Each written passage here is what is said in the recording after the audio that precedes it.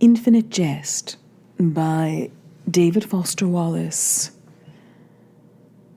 Year of the Depend Adult Undergarment, page 33. Though only one half ethnic Arab and a Canadian by birth and residence, the medical attaché is nevertheless once again under Saudi diplomatic immunity.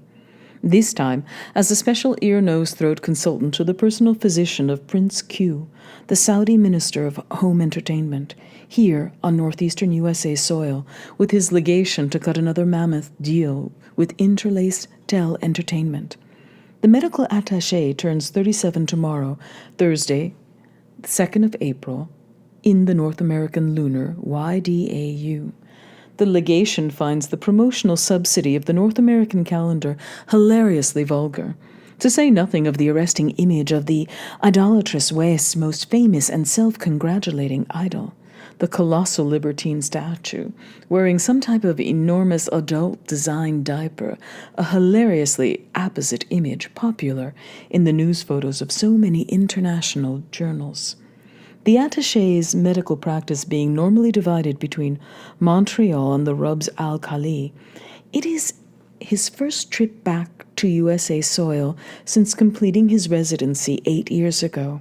His duties here involve migrating with the prince and his retinue between Interlace's two hubs of manufacture and dissemination in Phoenix, Arizona, USA, and Boston, Massachusetts, USA, respectively, offering expert ENT assistance to the personal physician of Prince Q. The medical attaché's particular expertise is the maxillofacial consequences of imbalances in intestinal flora. Prince Q, as would anyone who refuses to eat pretty much anything but Toblerone, suffers chronically from Candida albicans, with attendant susceptibilities to monolineal sinusitis and thrush, the yeasty sores and sinal impactions of which require almost daily drainage in the cold and damp of early spring Boston. A veritable artist possessed of a deafness non-pareil with cotton swab and evacuation hypo, the medical attaché is known among the shrinking upper classes of petro-Arab nations as the debaki of maxillofacial yeast, his staggering fee scale as wholly ad valorem. Saudi consulting fees in particular are somewhere just past obscene, but the medical attaché's duties on this trip are personally draining and sort of nauseating. And when he arrives back at the sumptuous apartments he had his wife sublet in districts far from the legation's normal Back Bay and Scottsdale digs at the day's end, he needs unwinding in the very worst way. A more than averagely devout follower of the North American Sufism, promulgated in his childhood by Pir Valayat, the medical attaché partakes of neither keef nor distilled spirits and must unwind without chemical aid. When he arrives home, after evening prayers, he wants to look upon a spicy and 100% shari halal dinner piping hot and arranged and steaming pleasantly on its attachable tray. He wants his bib ironed and laid out by the tray at the ready. And he wants the living room's teleputer booted and warmed up, and the evening's entertainment cartridges already selected and arranged and lined up in dock, ready for remote insertion into the viewer's drive. He reclines before the viewer in his special electronic recliner, and his black-veiled, ethnically Arab wife wordlessly attends him, loosening any constrictive clothing, adjusting the room's lighting, fitting the complexly molded dinner tray over his head so that his shoulders support the tray and allow it to project into space just below his chin, that he may enjoy his dinner without having to remove his eyes from whatever entertainment is up and playing. He has a narrow, imperial-style beard, which his wife also attends and keeps free of detritus from the tray just below.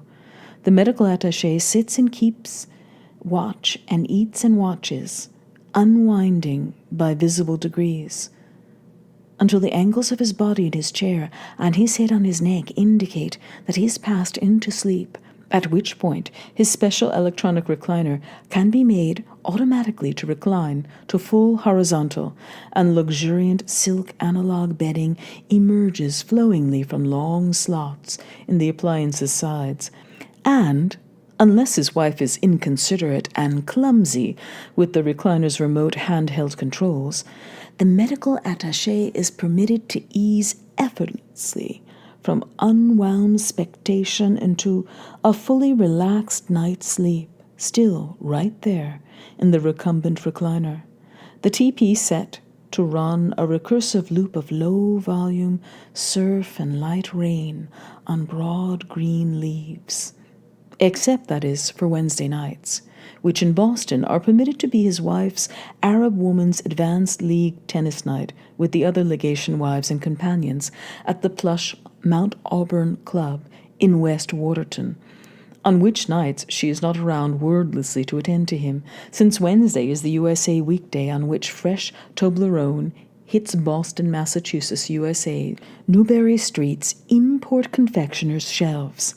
And the Saudi Minister of Home Entertainment's inability to control his appetites for Wednesday Toblerone often requires the medical attaché to remain in personal attendance all evening on the bulk-rented 14th floor of the Back Bay Hilton, juggling tongue depressors and cotton swabs, nystatin and ibuprofen and styptics and antibiotic thrush salves, rehabilitating the mucous membranes of the dyspeptic and distressed and often, but not always, penitent and appreciative Saudi Prince Q. So, on 1 April, YDAU, when the medical attaché is, it is alleged, insufficiently deft with a Q-tip on an ulcerated sinal necrosis and is subjected at just 1,800 hours to a fit of febrile thrushive pique from the florally imbalanced Minister of Home Entertainment, and is by high-volume fiat replaced at the royal bedside by the prince's personal physician, who's summoned by beeper from the Hilton sauna, and when the damp personal physician pats the medical attaché on the shoulder and tells him to pay the pique no mind, that it's just the yeast talking, but to just head on home and unwind, and for once make a well-deserved early Wednesday evening of it. And but so when the attaché does go home at like 1840 hours, his spacious Boston apartments are empty, the living room lights undimmed, dinner unheated, and the attachable tray still in the dishwasher, and worst, of course, no entertainment cartridges have been obtained from the Boylston Street interlace outlet, where the medical attaché's wife, like all the veiled wives and companions of the prince's legatees, has a complimentary goodwill account. And even if he weren't far too exhausted and tightly wound to venture back into the damp urban night to pick up entertainment cartridges, the medical attaché realizes that his wife has, as always on Wednesdays, taken the car with the diplomatic immunity license plates, without which your thinking alien wouldn't dream of trying to park publicly at night in Boston, Massachusetts, USA. The medical attaché's unwinding options are thus severely constricted. The living room's lavish TP receives also the spontaneous disseminations of the Interlace's subscription pulse matrix, but the procedures for ordering specific spontaneous pulses from the service are so technologically and cryptographically complex that the attaché has always left the whole business to his wife. On this Wednesday night, trying buttons and abbreviations almost at random, the attaché is able to summon up only live USA professional sports, which he has always found brutish and repellent. Texaco Oil Company-sponsored opera, which the attaché has seen today more than enough of the human uvula, thank you very much. A redisseminated episode of the popular afternoon interlaced children's program Mr. Bouncity Bounce, which the attaché thinks for a moment might be a documentary on bipolar mood disorders until he catches on and thumbs the selection hastily. And a redisseminated session of the scantily clad variable impact early AM Fit Forever home aerobics series of the interlace aerobics guru, Ms. Tawny Kondo, the scantily clad and splay-limbed immodesty of which threatens the devout medical attaché with the possibility of impure thoughts. The only entertainment cartridges anywhere in the apartment, a foul-tempered search reveals, are those of which have arrived in Wednesday's USA postal delivery, left on the sideboard in the living room, along with the personal and professional faxes and mail the medical attaché declines to read until it's been pre-scanned by his wife for relevant interest to himself. The sideboard is against the wall opposite the room's electronic recliner under a triptych of high-quality Byzantine erotica. The padded cartridge mailers with their distinctive rectangular bulge are mixed haphazardly in with the less entertaining mail. Searching for something to unwind with, the medical attaché tears the different padded mailers open along with their designated perforations. There is an ONANMA specialty service film on acetomycete class antibiotics and irritable bowel syndrome. There is a 1 April YDAU's CBC Pathé North American News Summary 40-minute cartridge, available daily by a wife's auto-subscription and either transmitted to TP by unrecordable interlace pulse or express posted on a single-play ROM self-erasing disc. There is the Arabic language video edition of April's Self magazine for the attaché's wife, NASA's cover model chastely swathed and veiled. There is a plain brown and irritatingly untitled cartridge case in a featureless white 3-day standard USA first-class padded cartridge mailer. The padded mailer is postmarked suburban Phoenix area in Arizona, USA, and the return address box says only the term Happy Anniversary, with a small drawn crude face smiling in ballpoint ink instead of a return address or incorporated logo. Though by birth and residence a native of Quebec, where the language of discourse is not English, the medical attaché knows quite well that the English word anniversary does not mean the same as birthday. And the medical attaché and his veiled wife were united in the eyes of God and prophet not in April but in October, 4 years prior, in the Ruby Kali. Adding to the padded mailer's confusion is the fact that anything from Prince Q, legation in Phoenix, Arizona, USA, would carry a diplomatic seal instead of a routine ONAN postage. The medical attaché, in sum, feels tightly wound and badly underappreciated and is prepared in advance to be irritated by the item inside, which is merely a standard black entertainment cartridge, but is wholly unlabeled and not in any sort of colorful or informative or inviting cartridge case, and has only another of these vapid USA-type circular smiling heads embossed upon it, where the registration and duration codes are supposed to be embossed. The medical attaché is puzzled by the cryptic mailer and face and case and unlabeled entertainment, and preliminarily irritated by the amount of time he's had to spend upright at the sideboard attending to mail, which is not his task. The sole reason he does not throw the unlabeled cartridge in the wastecan or put it aside for his wife to preview for relevance is because there are such woefully slim entertainment pickings on his wife's irritating Americanized tennis league evening away from her place at home. The attaché will pop the cartridge in and scan just enough of its contents to determine whether it is irritating or of an irrelevant nature and not entertaining or engaging in any way.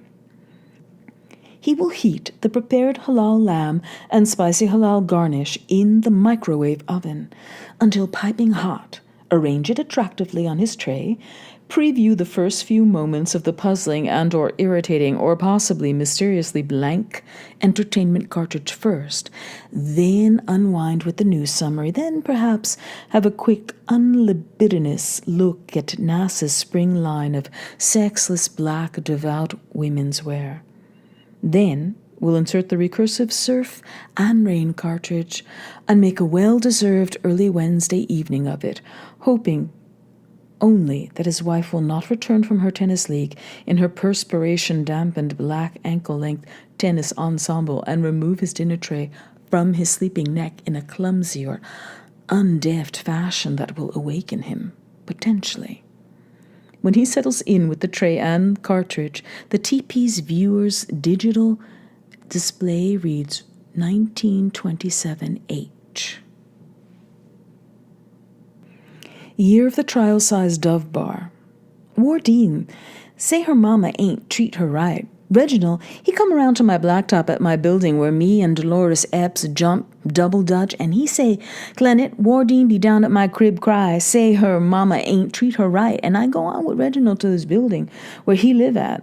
And Wardine be sit deep back in a closet in a Reginald crib, and she be cry. Reginald gone lift Wardine out the closet, and me with him cry, and I be rub on the wet all over Wardine face. And Reginald be so careful when he take off all her shirts she got on. Tell Wardine to let me see. Wardine back all beat up and cut up, big stripes of cut all up and down Wardine back, pink stripes, and around the stripes the skin like the skin on folks' lips be like. Sick down in my insides to look at it. Wardine be cry. Reginald said Wardine say her mama ain't treat her right. Say her mama beat Wardine with a hanger. Say Wardine mama, man, Roy, Tony, be want to lie down with Wardine.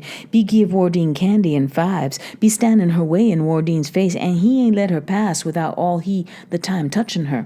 Reginald say Wardine say Roy, Tony at night when Wardine mama at work, he come into the mattresses where Wardine and William and Chantel and Roy and the baby sleep, and he stand there in the dark, high, and say quiet things at her and breathe.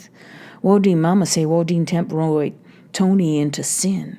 Wardine say Wardine try to take away Tony into evil and sin with her young tight self. She beat Wardine back with hangers out the closet. My mama say Wardine mama not right in her head. My mama scared of Roy Tony. Wardine me cry. Reginald, he down and beg for Wardine tell Reginald mama how Wardine mama treat Wardine. Reginald say he love his Wardine. Say he love but ain't never before this time could understand why Wardine won't lie down with him like girls do their man. Say Wardine ain't never let Reginald take off her shirts until tonight she come to Reginald crib in his building and be cry. She let Reginald take off her shirts to see how Wardine mama beat Wardine because Roy Tony.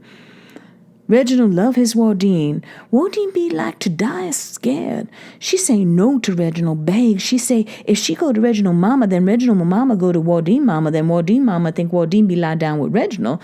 Wardine say mama say Wardine let a man lie down before she's 16 and she beat Wardine to death. Reginald say he ain't no way going to let that happen to Wardine. Roy Tony killed Dolores Epps' brother, Columbus Epps, at the Brighton Projects 4 years ago. Roy Tony on parole.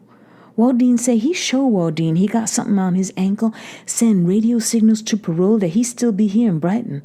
Roy Tony can't be leave Brighton. Roy Tony brother be Wardine father, he gone. Reginald tried to hush Wardine, but he cannot stop Wardine cry. Wardine look like crazy, she's so scared.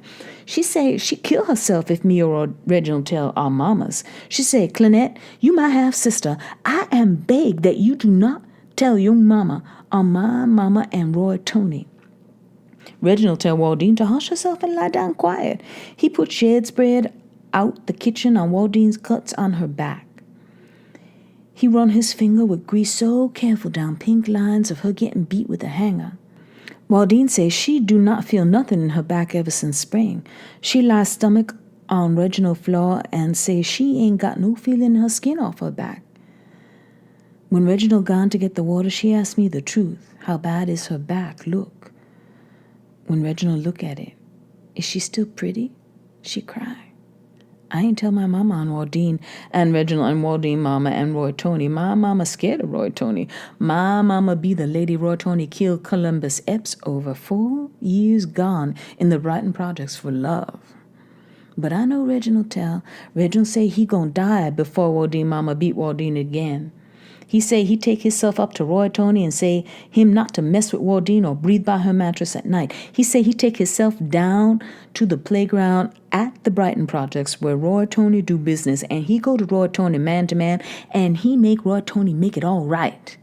But I think Roy Tony gonna kill Reginald if Reginald go. I think Roy Tony killed Reginald. And then Waldine mama beat Waldine to death with a hanger, and then nobody knows except me. And I'm gone have a child. In the 8th American educational grade, Bruce Green fell dreadfully in love with a classmate who had the unlikely name of Mildred Bonk. The name was unlikely because if ever an 8th grader looked like a Daphne Christensen or a Kimberly St. Simone or something like that, it was Mildred Bonk. She was the kind of fatally pretty and nubile wraith-like figure who glides through the sweaty junior high corridors of every nocturnal emitter's dreamscape, hair that Green had heard described by an overwrought teacher as flaxen, a body which the fickle angel of puberty, the same angel who didn't even seem to know Bruce Green's zip code, had visited, kissed, and already left back in 6th, legs which not even orange kids with purple glitter-encrusted laces could make unserious. Shy, iridescent, coltish, pelvically anfractious, amply busted, given to diffident movements of hand-brushing flaxen hair from front of dear, creamy forehead, movements which drove Bruce Green up a private tree, a vision in a sundress and silly shoes. Mildred L. Bonk.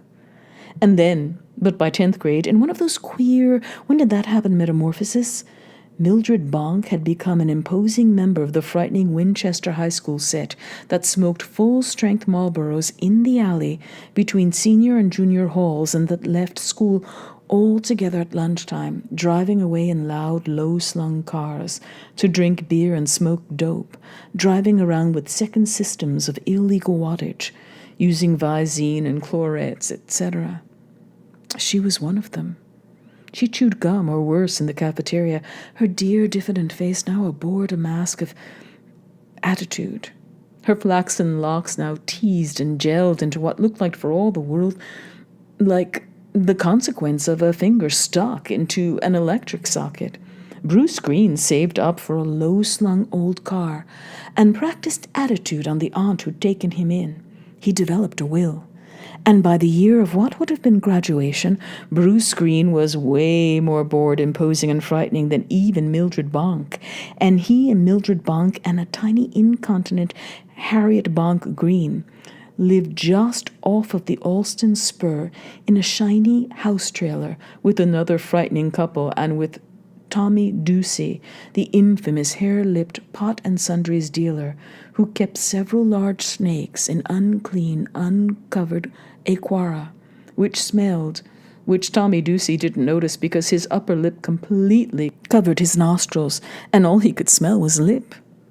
Mildred Bonk got high in the afternoon and watched cereal cartridges, and Bruce Green had a steady job at Leisure Time Ice, and for a while was more or less one big party.